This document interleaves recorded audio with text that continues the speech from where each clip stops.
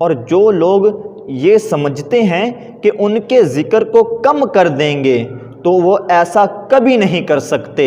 کیونکہ اس وقت بھی لوگ یہ کہتے تھے، لوگ یہ چاہتے تھے، لوگ یہ سمجھتے تھے کہ بیٹا نہ رہا تو چرچا ختم ہو جائے گا، نام ختم ہو جائے گا، ذکر مٹ جائے گا۔ لیکن نہیں، ایسا نہیں ہو سکتا۔ کسی کا چرچا اس کے باپ کی وجہ سے تو کسی کا چرچا اس کے بیٹے کی وجہ سے ہوتا ہے، کسی کا چرچا اس کا پیر کرتا ہے تو کسی کا چرچا اس کے مرید کرتے ہیں، کسی کا چرچا اس کا استاد کرے تو کسی کا چرچا اس کے شاگرد کریں، کسی کا چرچا اس کے لیڈر کی وجہ سے ہوتا ہے تو کسی کا چرچا اس کا ورکر کرے۔ لیکن رب کائنات نے اپنے محبوب کے چرچے کو نہ استادوں کا محتاج رکھا، نہ شاگردوں کا محتاج رکھا، نہ پیروں کا محتاج رکھا، نہ مریدوں کا محتاج رکھا، نہ وزیروں کا محتاج رکھا، نہ مشیروں کا محتاج رکھا، نہ واعظوں کا محتاج رکھا، نہ خطیبوں کا محتاج رکھا، نہ شاعروں کا محتاج رکھا، اور نہ ہی کسی اور کا محتاج رکھا، بلکہ فرمایا تو یوں فرمایا وَرَفَعْنَا لَكَ ذِكْرَكَ، اے محبوب، اے پیارے، کوئی تیرا ذکر کرے یا نہ کرے، رب نے تیرے چرچے بلند کر دیے ہیں، رب نے تیرے چرچے بلند کر دیے ہیں۔ سیدی اعلیٰ حضرت بھی فرماتے ہیں کہ یا رسول اللہ، آپ کے ذکر کو، آپ کے چرچے کو کوئی کم نہیں کر سکتا، کیونکہ اللہ نے آپ کے چرچے کو بلند کر دیا ہے۔ سیدی اعلیٰ حضرت فرماتے ہیں کہ تو گھٹائے سے کسی کے نہ گھٹا ہے نہ گھٹے گا، جب بڑھائے تجھے اللہ تیرا،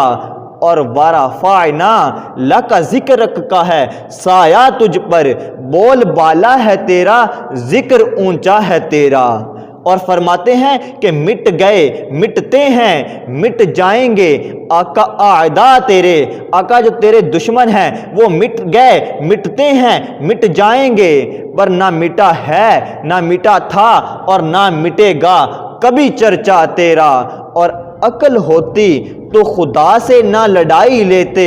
یہ گھٹائیں پر اسے منظور بڑھانا تیرا۔ اور سیدی اعلیٰ حضرت آپ کے مقام کو، آپ کے مرتبے کو بیان فرماتے ہیں کہ یا رسول اللہ، جو مقام، جو مرتبہ اللہ نے آپ کو دیا وہ نہ ہی کسی کو دیا تھا، نہ دیا ہے، اور نہ ہی دے گا۔ جو مرتبہ آپ کو ملا وہ نہ تو کسی کو ملا تھا، نہ ملا ہے، اور نہ ملے گا۔ سیدی اعلیٰ حضرت فرماتے ہیں کہ وہ خدا نے ہے مرتبہ تجھ کو دیا، نہ کسی کو ملے نہ کسی کو ملا، کہ کلام مجید نے کھائی شاہ تیرے شہر و کلام و بقا کی قسم، اور تیرا مسند ناز ہے عرش بری، تیرا محرم راز ہے روح امی، تو ہی سرور ہر دو جہاں ہے شہا، تیرا مثل نہیں ہے خدا کی قسم۔ اور سیدی اعلیٰ حضرت فرماتے ہیں آپ صلی اللہ علیہ وآلہ وسلم سے اتنی محبت کرتے ہیں، فرماتے ہیں کہ یا رسول اللہ، ہم آپ کی تعریف کے لیے الفاظ چنتے ہیں کہ سرور کہوں، کہ مالک و مولا کہوں تجھے، باغ خلیل کا گل زیبا کہوں تجھے۔ اور اس کلام کی ایک خاصیت یہ بھی ہے کہ سیدی اعلیٰ حضرت فرماتے ہیں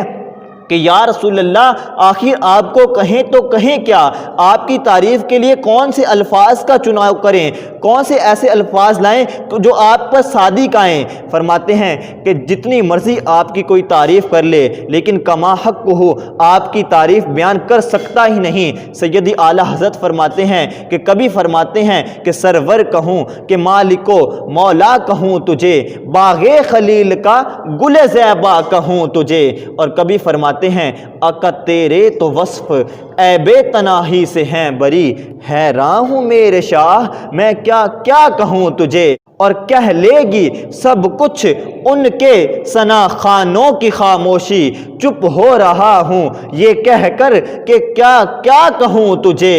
لیکن رضا نے ختم سخن اس پہ کر دیا، خالق کا بندہ خلق کا آقا کہوں تجھے۔ اور سیدی اعلیٰ حضرت اس طرف بھی گئے ہیں کہ اللہ نے قرآن مجید میں ارشاد فرمایا کہ قد جاءکم من اللہ نور،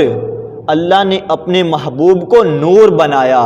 پھر اس نور کے فیضان سے، اس نور سے اللہ تعالیٰ نے جنت کو پیدا فرمایا۔ لوح، قلم، کرسی، اللہ نے سب چیزوں کو اپنے محبوب کے نور سے پیدا فرمایا۔ اس نور کا فیضان چلتا رہا۔ جب اس نور کا فیضان حضرت آدم علیہ السلام کو ملا، جب اس نور کا فیضان حضرت آدم علیہ السلام کی پیشانی میں چمکا تو آپ ملائک کے مسجود بنے۔ جب اس نور کا فیضان حضرت نوح علیہ السلام کو ملا تو آپ کی کشتی کنارے لگی۔ جب اس نور کا فیضان حضرت ابراہیم علیہ السلام کو ملا تو یا نار کونی بردم و سلام علی ابراہیم کا وہ منظر نظر آیا کہ اللہ تعالیٰ نے آپ پر آگ کو ٹھنڈا فرما دیا، آگ گلے گلزار بن گئی آپ کے لیے، اور اس نور کا فیضان چلتا رہا، اس کی برکتیں نظر آتی رہی۔ جب اس نور کا فیضان حضرت اسماعیل علیہ السلام کو ملا تو پتھر کاٹ دینے والی چھری کے نیچے اللہ تعالیٰ نے آپ کو محفوظ فرما لیا۔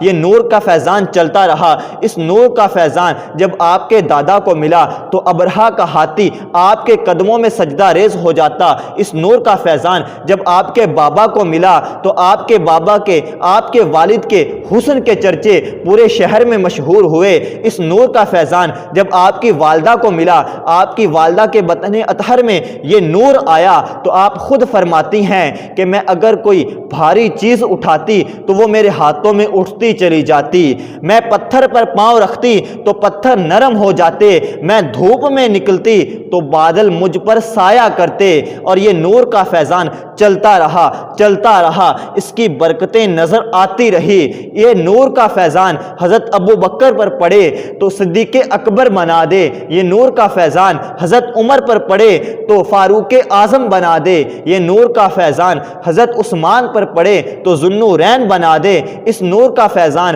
جب حضرت علی پر پڑا تو شیر خدا بنا دیا۔ اس نور کا فیضان جب حبش کے غلام پر پڑا تو رشک کمر بنا دیا، فارس کے سلمان کو رشک کمر بنا دیا، روم کے صہیب کو رشک کمر بنا دیا۔ اس نور کا فیضان چلتا رہا، چلتا رہا، برکتیں نظر آتی رہی۔ کبھی امام اعظم ابو حنیفہ رحمۃ اللہ تعالی علیہ کی صورت میں تو کبھی میرے غوث کی صورت میں، کبھی داتا علی حجویری کی صورت میں تو کبھی بہاؤدین ذکریہ کی صورت میں، کبھی شاہ رکن عالم کی صورت میں تو کبھی بابا فرید کی صورت میں اس نور کا فیضان نظر آتا رہا۔ اور بریلی کی مسند پر عاشقوں کے امام بولے، عاشقوں کے امام لکھتے ہیں، اور یہ وہ کلام ہے جس کلام کے بارے میں میرے شیخ طریقت امیر اہل سنت فرماتے ہیں کہ کسی منچ پر، کسی مسند پر، کسی سٹیج پر جو میں نے سب سے پہلا کلام پڑھا وہ یہی کلام تھا جو میرے رضا نے لکھا کہ چمک تجھ سے پاتے ہیں سب پانے والے، میرا دل بھی چمکا دے چمکانے والے۔ اے آدم علیہ السلام کو چمکانے والے، اے نوح علیہ السلام کو چمکانے والے، اے ابراہیم علیہ السلام کو چمکانے والے، اے اسماعیل علیہ السلام کو چمکانے والے، اے اپنے دادا کو چمکانے والے، اے اپنے بابا کو چمکانے والے، اے اپنی والدہ کو چمکانے والے، اے صحابہ کو چمکانے والے، اے اولیاء کو چمکانے والے، اے میرے غوث کو چمکانے والے، چمک تجھ سے پاتے ہیں سب پانے والے، میرا دل بھی چمکا دے چمکانے والے۔ پھر چمکانے والے محبوب نے چمکایا، اور ایسا چمکایا، ایسا چمکایا کہ اس الیاس قادری نے آج لاکھوں کو چمکا کے